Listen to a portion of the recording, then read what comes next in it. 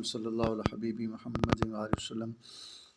ناظرین محترم، ذم اللوات للآجری، علامہ آجری رحمۃ اللہ کی کتاب ہے ذم اللوات، لوطیوں کی مذمت جو قوم لوط علیہ السلام کا نعوذ باللہ عمل کرتے ہیں۔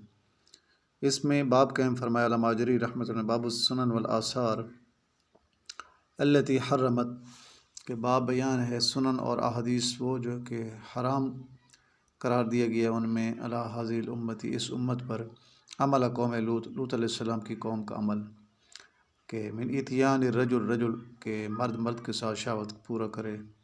تو یہ جو حرمت نازل ہوئی ہے احادیث میں تو وہ نقل کی گئی ہیں۔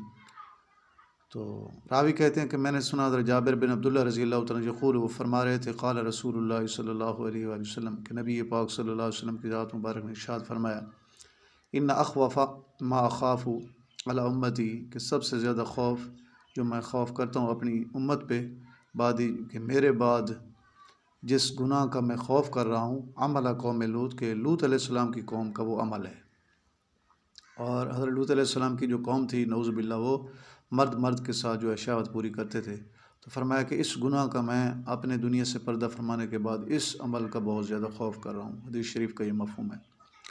اور دوسری حدیث مبارک حضرت عبداللہ بن عباس رضی اللہ تعالیٰ سے آ رہی ہے، ان رسول اللہ صلی اللہ علیہ وسلم، کہ نبی پاک صلی اللہ علیہ وسلم کی ذات مبارک نے تحقیق ارشاد فرمایا، لعن اللہ من وقع علی بہیمۃ، کہ اللہ تعالیٰ لعنت فرماتے ہیں اس بندے پہ جو کہ کسی جانور کے ساتھ جو ہے وہ بدفعلی کرے، ولانا، اور لعنت کرتے ہیں اللہ تعالیٰ کی ذات، من عملہ، اس شخص پہ بھی جو عمل کرے، عمل قوم لوط علیہ السلام کی قوم کا عمل، یعنی مرد کے ساتھ شہوت پوری کرے تو ان پہ بھی اللہ تعالیٰ لعنت کرتے ہیں، نعوذ باللہ من ذالک۔ اللہ تعالیٰ محفوظ فرمائے۔ آپ ہمارا چینل ضرور سبسکرائب کریں۔ السلام علیکم ورحمۃ اللہ وبرکاتہ۔